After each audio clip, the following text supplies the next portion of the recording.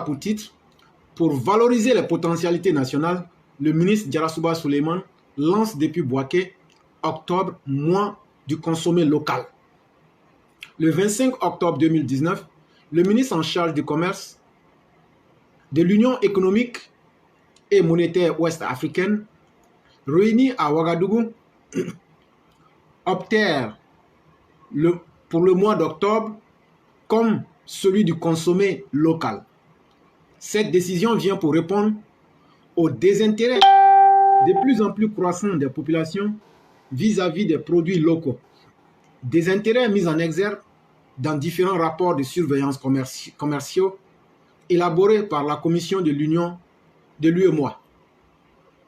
En partenariat étroit avec les États membres, ainsi, sa première édition a été lancée par le président de la Commission de l'UEMOA le 6 octobre 2020 à Ouagadougou au siège des organes de l'Union.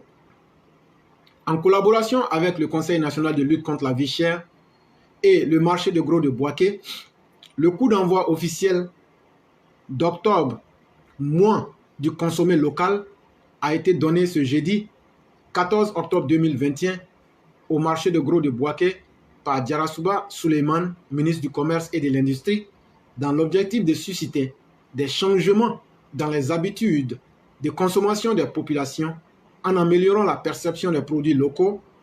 Le gouvernement ivoirien, convaincu de l'impact positif de cette initiative de l'UEMOA sur l'économie de la Côte d'Ivoire dans sa politique de lutte contre la vie chère à travers le ministère du Commerce et de l'Industrie et le Conseil national de lutte contre la vie chère, entend mener tout au long de ce mois d'octobre 2021 des actions de promotion des produits locaux. Pour Gustave Diasso, représentant résident de l'UEMOA, Bouaké est le centre des échanges commerciaux par excellence de la zone UEMOA.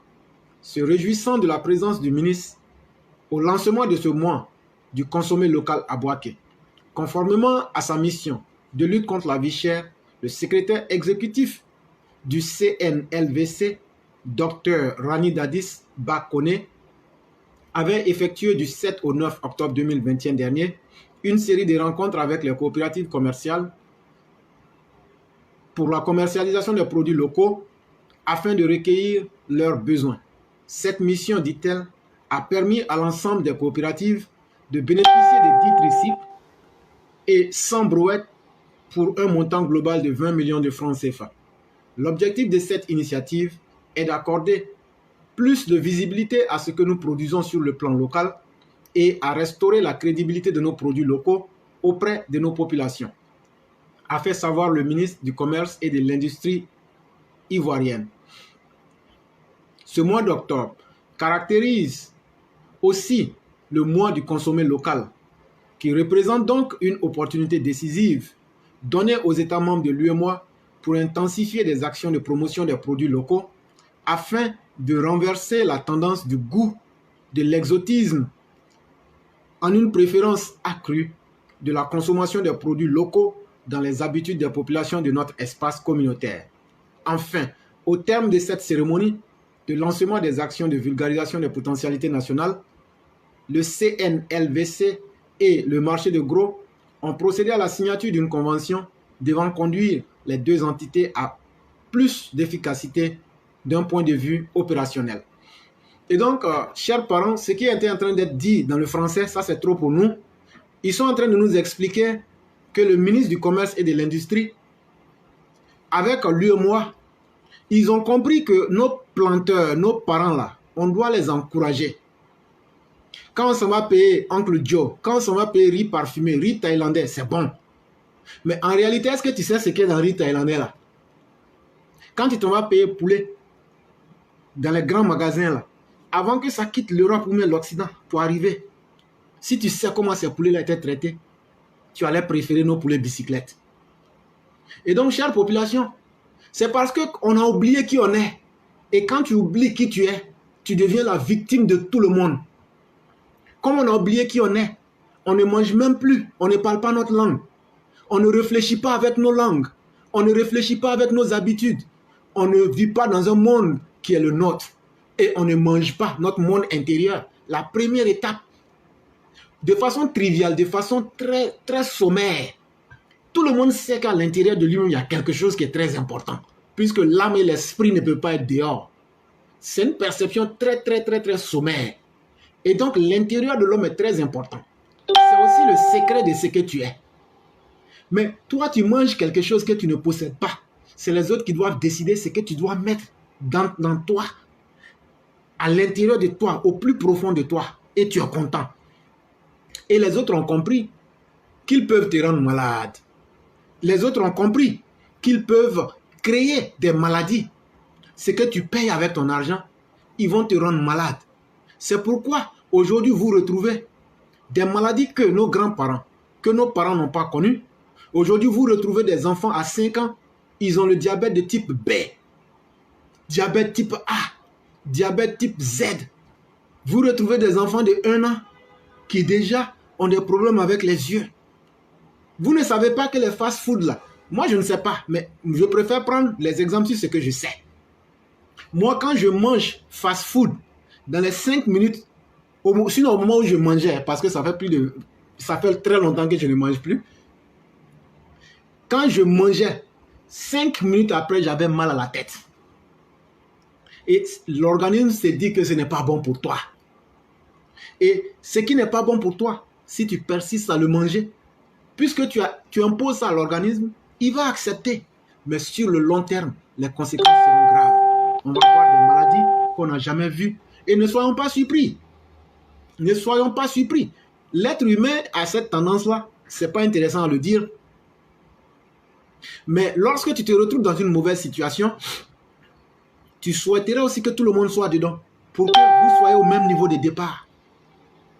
Et donc, en mangeant les produits que les autres nous donnent et dont ils ont fait assez de publicité pour nous dire que c'est très bien, mais on ne sait même pas les compositions chimiques.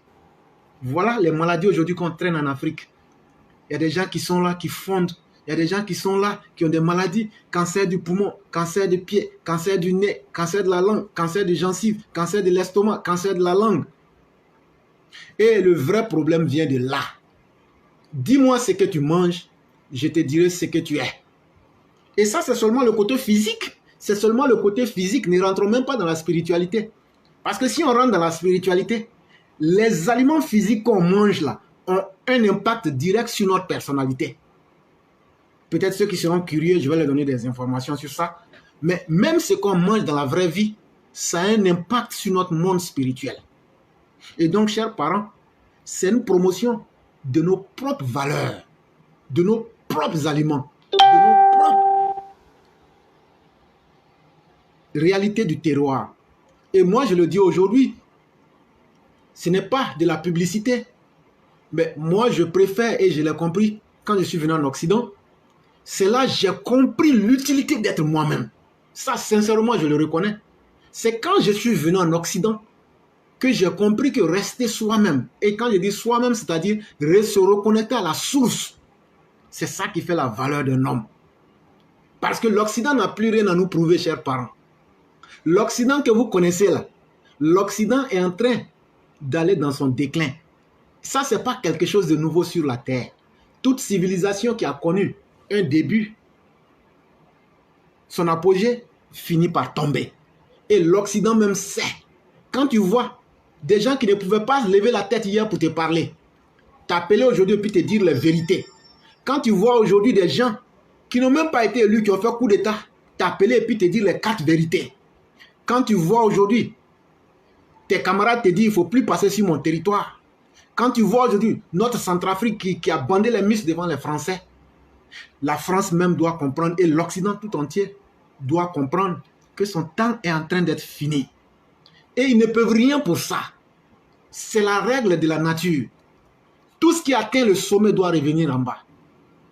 Mais nous les Africains, est-ce qu'on ne peut pas revenir, prendre la place qu'on avait eue il y a 6000 ans de cela? Est-ce qu'on ne peut pas revenir reprendre la place de nos ancêtres, les pharaons? Et ça, je vous le dis, je ne suis pas kamite, hein. Loin de là. Je ne suis même pas d'accord avec les kamites. Parce qu'eux, ils sont dans un monde que moi, je ne maîtrise pas. Mais moi, je parle de ce que je sais. Tu me demandes, mais où étaient les Français? Le Soudan, là, c'est là-bas. L'Égypte qu'on va te montrer, là, Ça, c'était les démembrements. Ça a commencé à partir du Soudan. C'est pourquoi quand vous partez chez nos parents, les Maracas, ça qui veut dire ceux qui avaient la gestion, on te parle du Koumbi Salé. Ça veut dire quoi? L'ancienne entité de la gestion du pouvoir. Mais tellement l'histoire nous a désorganisés, nous-mêmes, nous ne savons pas qui on est. On suit tout le monde. Mais que c'est lamentable. Quand tu dois suivre tout le monde, tu deviens ridicule. Arrêtons d'être ridicule, devenons nous-mêmes, mangeons ce que nous produisons. Habillons-nous ce qui nous va. Tout n'est pas bon à prendre, mais ce qui est bon, il faut être capable de l'assumer.